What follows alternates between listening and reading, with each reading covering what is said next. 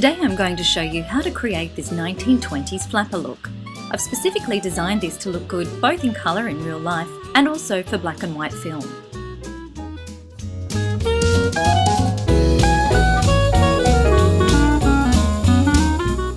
As always, we're going to start this look with a clean, moisturised face before we begin applying our concealer.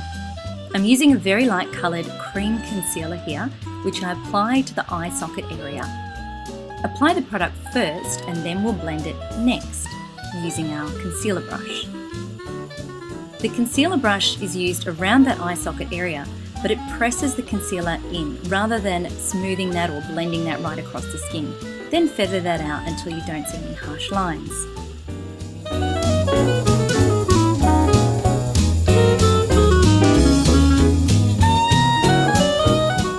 Now that we've finished concealing in that eye area, we want to apply our base. Remember that this is a very theatrical look, so we want quite a matte, full coverage. I'm using Bourgeois in shade 51, but it's important that you use whichever shade best matches your skin tone. Apply the product with your silicone blending brush, making sure to press that and work it out towards the edges, paying particular attention to make sure that you cover the hairline as well. We also wish to apply our foundation across our lips for this look, because we will be covering up part of our lips when we come to the lipstick look.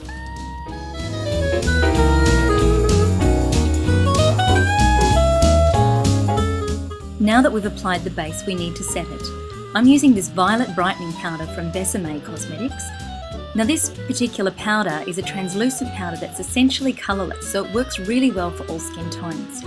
Apply that lightly with your powder brush, making sure to cover your whole eye area, your nose and your cheeks. We don't want any shine on this look. And because I don't plan to remain pale white, I am adding a traditional rouge here. This is a rouge from Besame as well. I apply this to the apple of the cheeks and gradually blend and work that out. You can add as much colour as you want depending on how dramatic you want this look to be, but it is really important that you blend that out from the apple.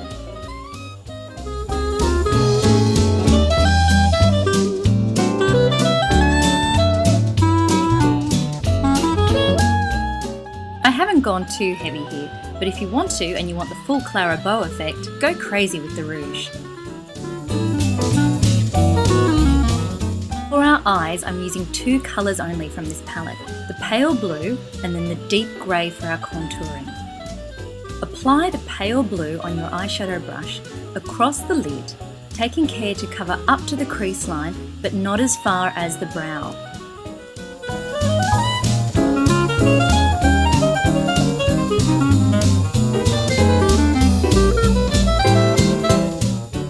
So now our blue base is done on both eyes, we want to apply our contour shade. This is where we take our dark grey on a camel's foot brush, which is the best brush for applying and blending this. Apply the grey to the outside corner of the eye, taking care to then bring that across the contour line.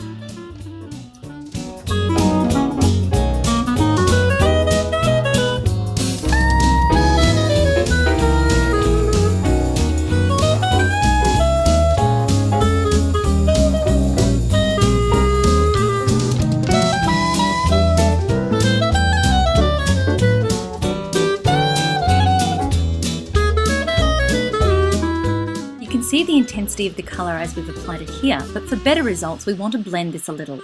So take a large blending brush and using a patting motion, gently blend that colour a little bit upwards and out, taking care not to blend it too much and lose that intensity. See the difference? Quite subtle. Here's where we get into our liner, which is critical for achieving this 1920s wide-eyed look. I'm using the Maybelline gel liner here on the waterline first because we want to have that big doe-eyed effect when we're finished. This particular gel liner lasts really well on the waterline.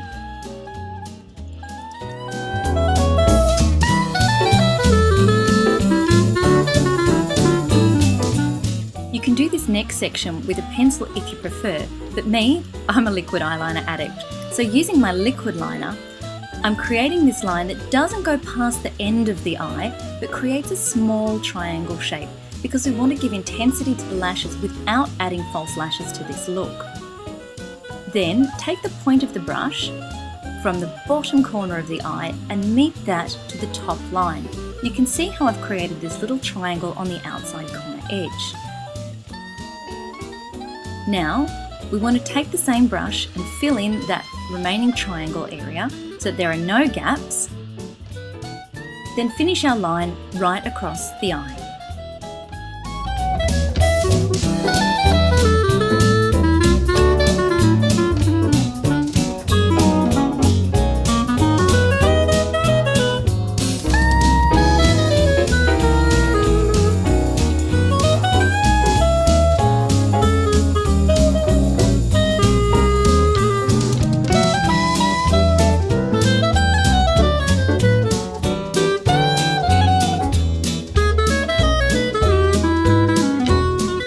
We want to give the eyes in this look as much punch as we can, so it's really important to curl your lashes before you apply your mascara.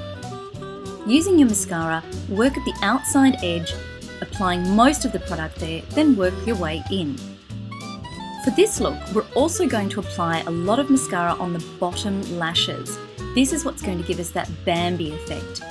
It's a precursor to that sort of twiggy, spiky look lash.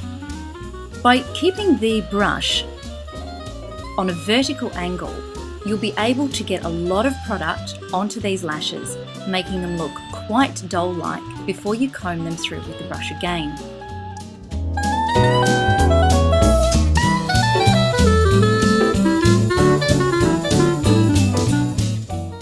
Brows in this look are critical to making it look very 20s, and short of plucking your brow into a very fine line, the key here is extending the end of the brow.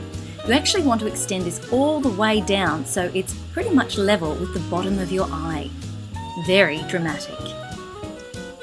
Now, to blank out the corners of our lips to create this bow lip, we want to apply some concealer here. So using a heavier cream concealer and your concealer brush, apply that to the outside corners of the lips. You can apply it all over if you wish, but there's no need to. Getting a 1920s bow lip is really, really important to making this look work. The idea was to create smaller, doll-like lips here. So we create the tails much smaller than where your natural lip finishes, and we also make the bow section much more rounded. So we have that sort of pursed lip effect when we finish.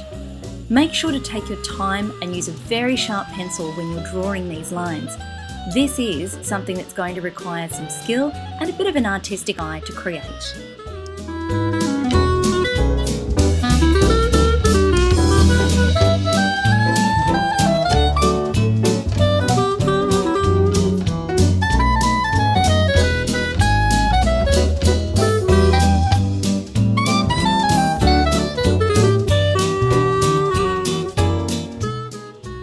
Now we need to fill in the lines. Here I'm using a red called Red Velvet by Besame, and I apply this within those lines all over the top and bottom lips.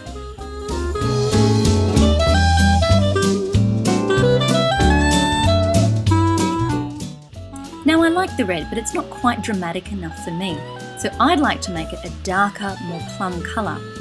I'm using this deeper plum lipstick with a brush to allow me to get a really crisp finish and then applying that over the red.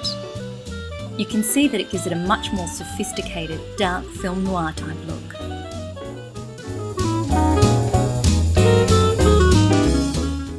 And there you have it, our 1920s makeup look. Something for you to try at home and perhaps unleash your inner flapper. Pour yourself a gin and tonic and maybe go the sophisticated femme fatale route.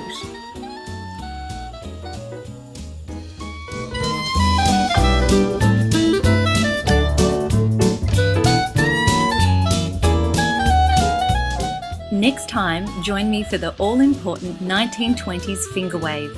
If you've enjoyed this video, make sure to subscribe to my channel where I upload new hair and beauty videos every Thursday.